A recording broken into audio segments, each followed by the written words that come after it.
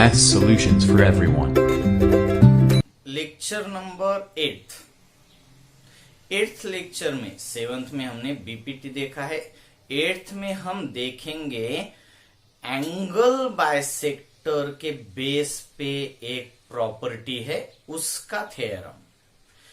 Property of an angle bisector of a triangle. पहली statement का इस थ्योरम का स्टेटमेंट हमें अच्छे से देखना है। जैसे हमने बीपीटी में किया था वैसे उसी स्ट्रक्चर से हम इसको भी देखेंगे। पहले स्टेटमेंट में कुछ जो इन्फॉर्म किया गया है उसको समझ लेंगे।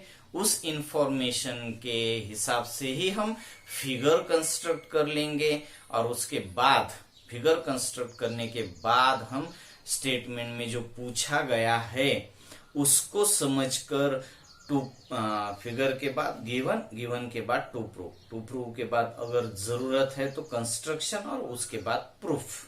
ओके, तो चलो स्टेटमेंट की तरफ हम चलते हैं। द बाइसेक्टर आपको मालूम है। अब ये बाइसेक्टर किसका है ये भी हम जान लेते हैं। ऑफ एंगल का बाइसेक्टर है। अब एंगल किसका है? ऑफ ट्रायंगल का एंगल है और एंगल का बाइसेक्टर है। The bisector of angle of triangle. Figure के लिए जरूरी बातें हैं। फिगर हमें अभी ड्रॉ करनी है तो हमें ये बातें समझ लेनी होगी। तो एंगल है, बाइसेक्टर है एंगल का, एंगल है ट्रायंगल का, ट्रायंगल के एंगल का bisector divides the sides, divides the sides नहीं side opposite to the angle.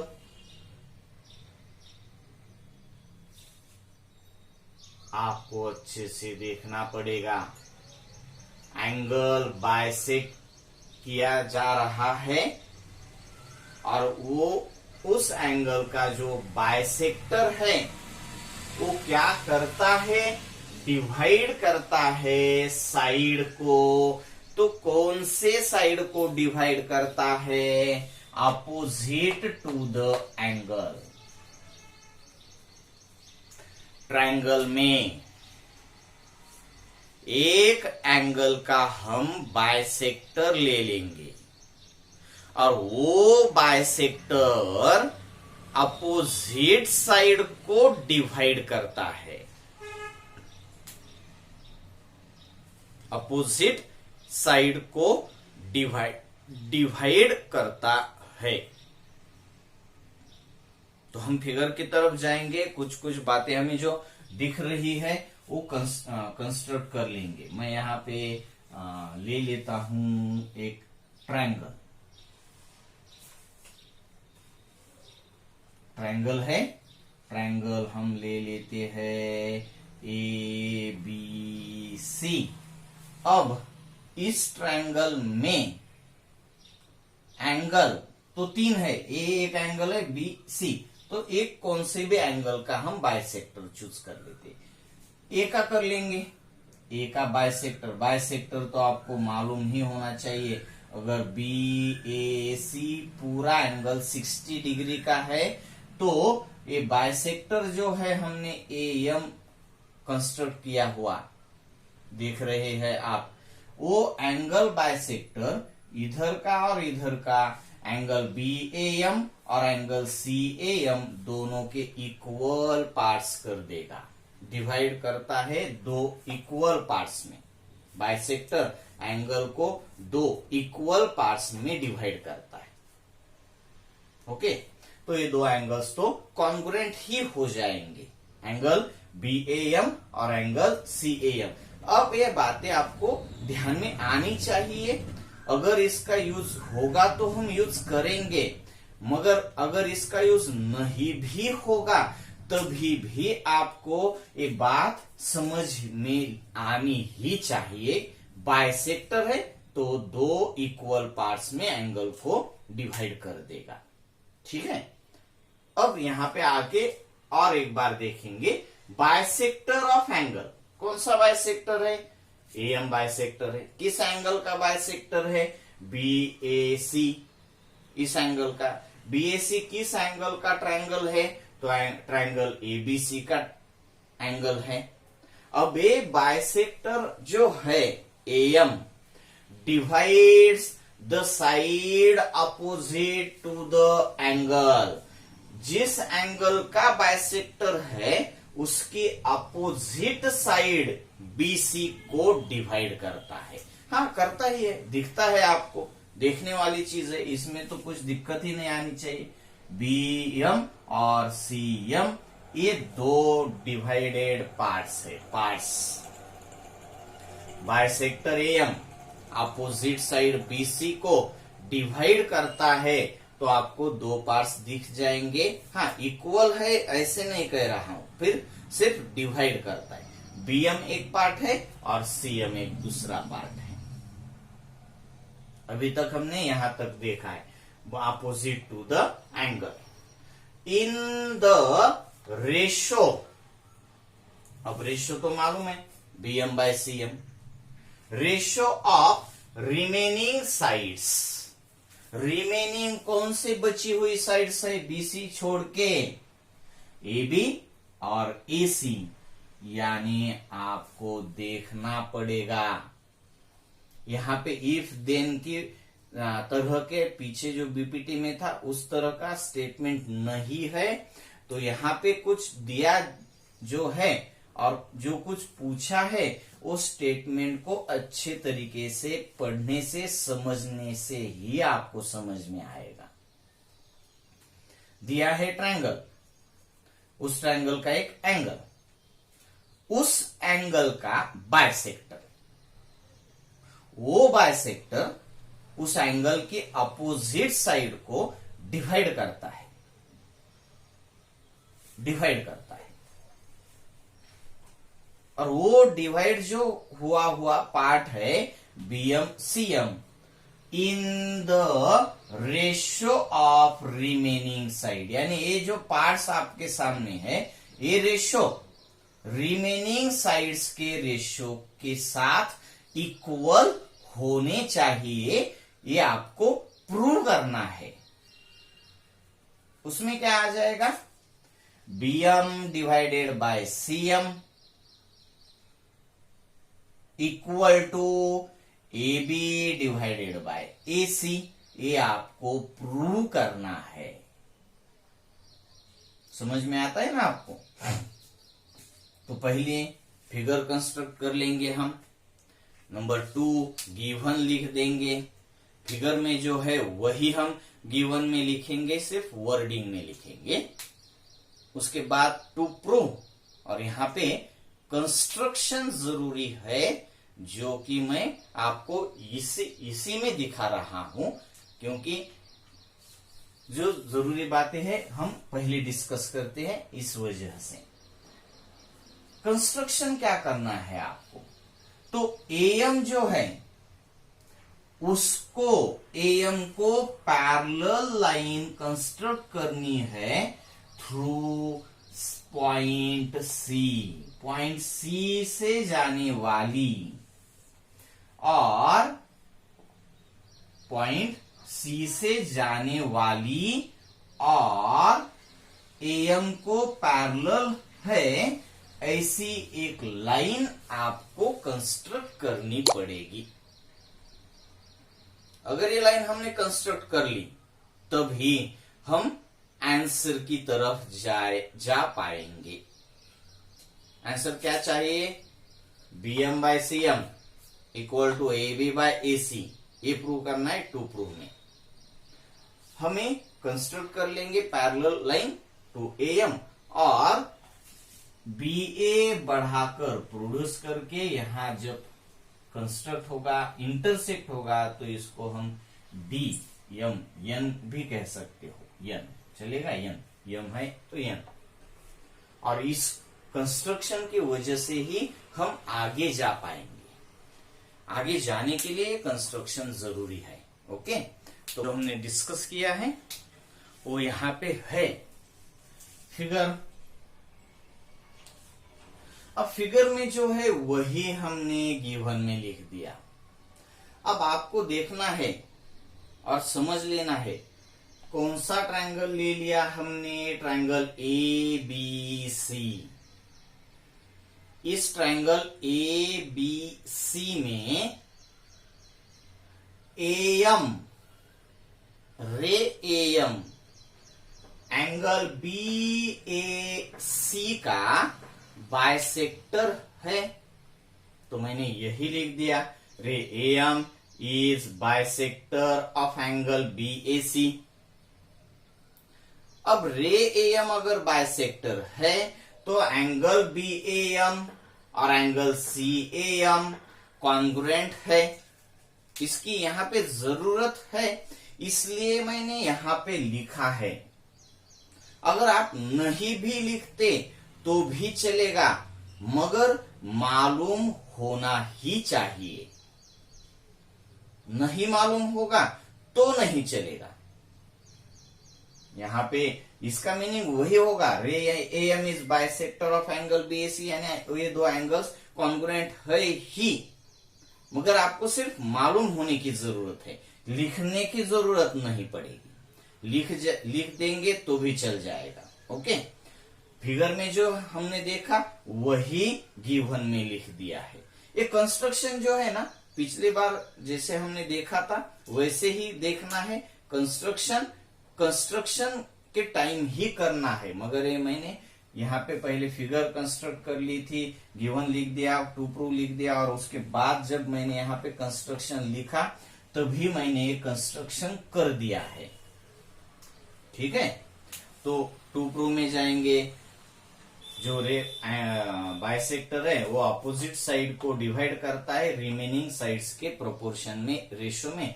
तो BM divided by CM equal to A B divided by A C. ये मैंने टू प्रूव में लिख दिया। कंस्ट्रक्शन पिछले बार की तरह देख लीजिए। एएम को मैंने सीएन पैरेलल कंस्ट्रक्ट कर दिया है। Take a line CN such that, ऐसे हमने सीएन देखी है जैसे कि सीएन पैरेलल है एएम को, and ray B A and ray CN intersect at point N. यहां तक हमने देख लिया था। अब हम आगे जाएंगे प्रूफ में। प्रूफ में है क्या, ये अच्छे से समझ लीजिए। क्या प्रूव करना है आपको, तो AM by CM equal to A B by A C. मगर अभी आपको जो दिख रहा है वो आप अच्छे से समझ लीजिए। आपको बीपीटी मालूम है, इसलिए आपको एक बात यहाँ पे दिख रही होगी कि अगर मैंने ट्रायंगल बी सी एन को देख लिया, अगर मैंने ट्रायंगल बी सी एन को देख लिया तो उसमें एएम एक लाइन, ये सीएन इस साइड को पैरेलल है। एएम लाइन सीएन साइड को पैरेलल है, तो BM by CM equal to A B by AN तो आपके सामने आ गया। BM by CM equal to A B by AN. मगर आपको BM by CM equal to A B by AN की जगह एसी चाहिए, एएन की जगह एसी चाहिए। इतना ही डिफरेंस है आपके पास, और आपको सिर्फ एएन और एसी कॉन्ग्रुएंट प्रूव करने होंगे, आपके पास ये आंसर जाएगा। आपके पास अभी क्या है आपने समझ लिया होगा। आपके पास है BM divided by CM equal to A B divided by AN BPT के साथ। मगर आपको चाहिए BM by CM equal to A B by A C, यानी एएन की जगह एसी। तो आपको एएन और एसी कॉन्ग्रुएंट है ऐसे प्रूव करना होगा, तब जाके हम इस यहां तक पहुंच पाएंगे। ओके, तो इसको हम कैसे प्रूव करेंगे? इसको भी बहुत इजी है, आप देख पाएंगे। अब आपको मालूम है AM parallel to CN, AM parallel to CN और A यानी BN ट्रांसवर्सल है उसकी। तो ट्रांसवर्सल में A और A एंगल्स करस्पॉन्डिंग एंगल्स हैं। करस्पॉन्डिंग एंगल्स, अल्टरनेट एंगल्स और interior angles 6th, 5th, 6th, 7th से आप हर साल पढ़ रहे हो। मुझे यहाँ पे आपको ये समझाने की जरूरत नहीं चाहिए, मैं आपको दिखा रहा हूं। इसका मतलब ये नहीं कि मैं आपको पढ़ाना चाहता हूं, सिर्फ मैं आपको दिखाना चाहता हूं कि इंटीरियर एंगल्स भी आपको मालूम है, अल्टरनेट एंगल्स भी आपको मालूम है और करस्पॉन्डिंग एंगल्स भी आपको मालूम है। तो यहाँ पे ये क्या ले लिया मैंने, AM और ये CN है, यहाँ पे B है, तो BAM और ANC ये दो एंगल्स करस्पॉन्डिंग एंगल्स है। और करस्पॉन्डिंग एंगल्स कॉन्ग्रुएंट होते हैं जब लाइंस पैरेलल होती है। तो यहाँ पे तो लाइन AM और लाइन CN पैरेलल है, क्योंकि हमने कंस्ट्रक्शन में ही ऐसे देखा है। और ये दोनों लाइंस अगर पैरेलल है तो इनके साथ, इनके ट्रांसवर्सल के साथ हम करस्पॉन्डिंग जो एंगल्स देख पाएंगे, अल्टरनेट एंगल्स जो देख पाएंगे, और करस्पॉन्डिंग और अल्टरनेट ये तो कॉन्ग्रुएंट होते हैं। इंटीरियर एंगल्स हम देख पाएंगे तो सप्लीमेंट्री होते हैं, इसको हम अभी डिस्कस नहीं करेंगे। सिर्फ करस्पॉन्डिंग एंगल्स और आगे जाके अल्टरनेट चाहिए तो हम आगे जाके अल्टरनेट भी देख लेंगे। तो यहाँ पे आपको यही से स्टार्ट करना है।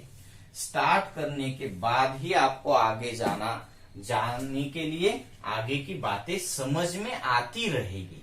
तो क्या हम देखेंगे यहाँ पे, वी नो, हमें मालूम है, क्या मालूम है हमें, AM पैरेलल टू CN, आप कह सकते हो रे AM पैरेलल टू रे CN। आप यहाँ पे रीजन लिख दीजिए, रीजन एंड आपको देखना है AM parallel to CN and BN is its transversal and BN is its transversal. Therefore angle BAM, ये एंगल और एंगल ANC, ये एंगल, ये दोनों एंगल्स कॉन्ग्रुएंट हो गए। क्यों कॉन्ग्रुएंट? लाइंस पैरेलल है तो करस्पॉन्डिंग एंगल्स कॉन्ग्रुएंट होते हैं। देयरफॉर एंगल BAM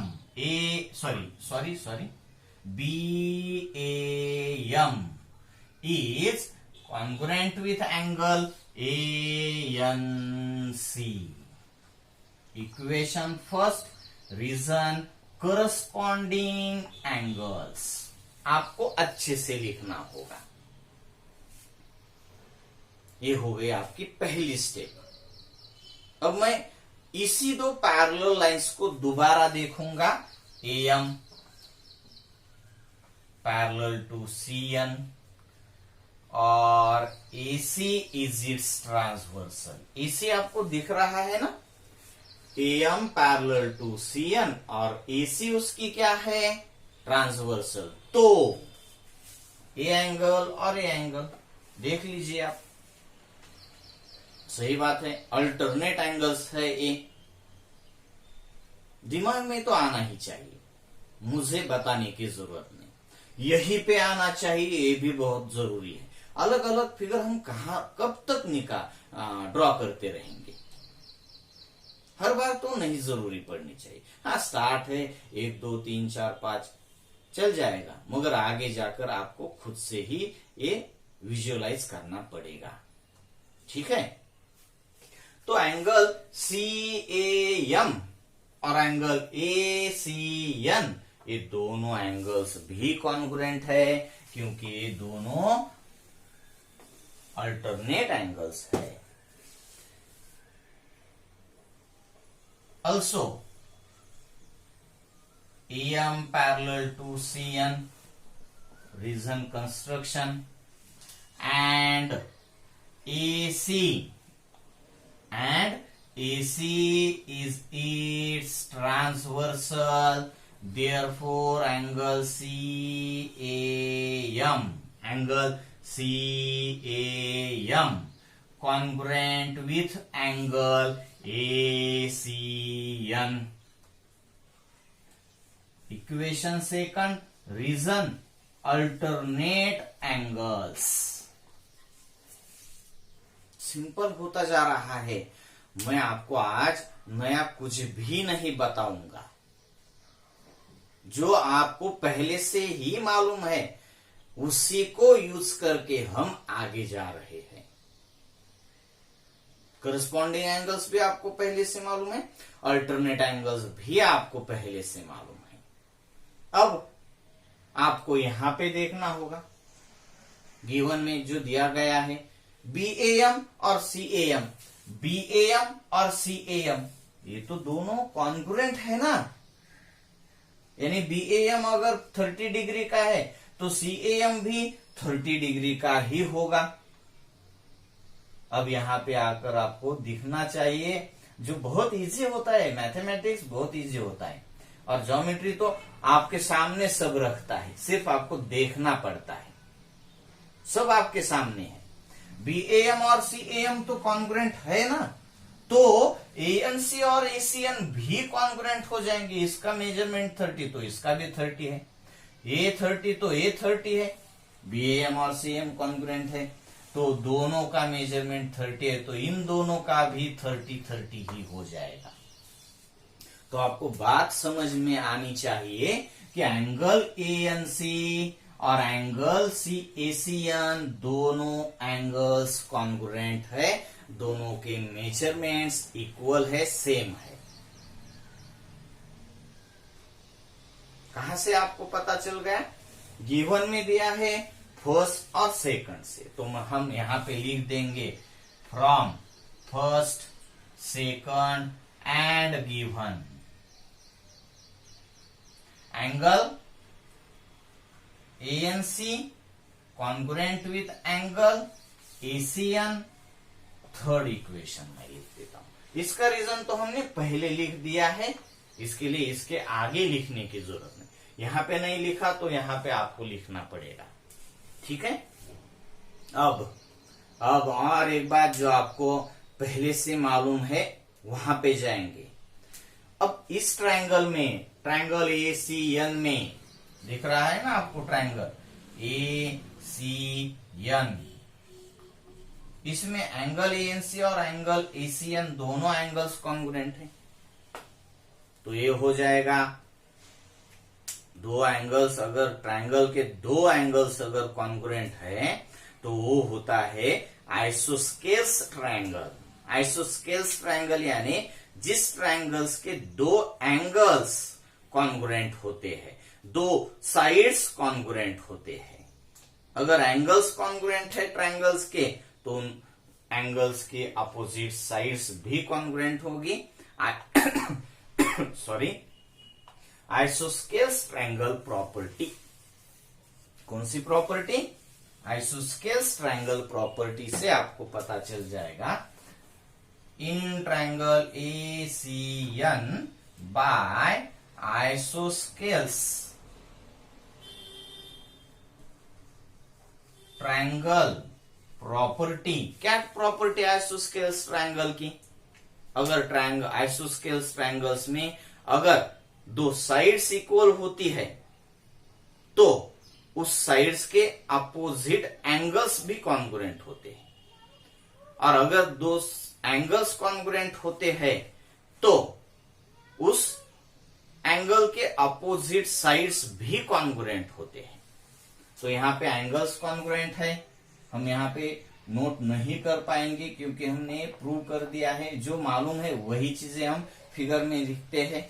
तो अभी तो आपको मालूम है कि एएनसी और एसीएन दो साइड्स अगर कॉन्ग्रुएंट है तो एएनसी के अपोजिट साइड एसी और एसीएन के अपोजिट साइड एएन, ये साइड्स कॉन्ग्रुएंट होनी ही चाहिए बाय आइसोस्केल्स ट्रायंगल प्रॉपर्टी, या फिर आप लिख सकते हो by converse of isosceles triangle theorem.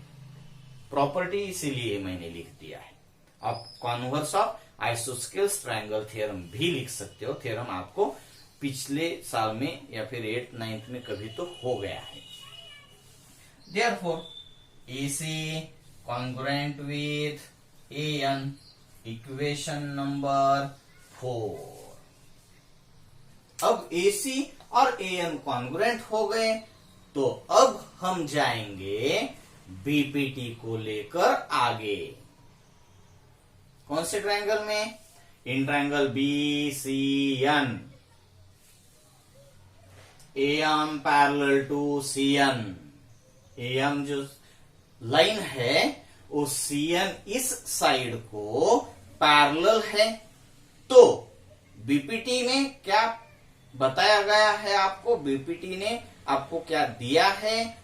अगर एक लाइन ट्रायंगल के एक साइड को पैरेलल होती है और वो लाइन दो रिमेनिंग साइड्स को डिफरेंट पॉइंट में इंटरसेक्ट करती है तो जो बचे हुए दो साइड्स है वो प्रोपोर्शन में होते हैं। यानी BM by CM equal to AB by AN, और AN यानी AC है तो हम लिख सकते BM by CM equal to AB by AC। वही आपको प्रूव करना है। तो यहां पे तो हमें जगह नहीं है, स्पेस नहीं है, तो मैं गिवन टू प्रूव और कंस्ट्रक्शन इसको इरेज कर देता हूं और इधर हम आएंगे। फिगर को इरेज नहीं कर पाएंगे हम, क्योंकि हम सब बातें जो देख रहे हैं वो फिगर से ही आ रही है। फिगर इरेज भी कर दी तो भी दिमाग में रहनी ही चाहिए, मगर मैं नहीं करूंगा। In triangle BCN, in triangle BCN, इसमें AM पैरेलल है CN को, AM parallel to CN। Reason आपको मालूम है, कंस्ट्रक्शन देयरफॉर बाय बीपीटी को यूज करके आप लिख पाएंगे BM divided by CM equal to AB divided by AN, AB by AN। अब आपको AN की जगह AC लिख सकते हो, पुट कर सकते हो। कौन से इक्वेशन को लेकर? 4th। तो मैं लिख दूंगा from equation 4th BM divided by CM equal to AB divided by AN, hence proved. ये आपका प्रूव हो गया। पास थ्योरम करनी, ओके।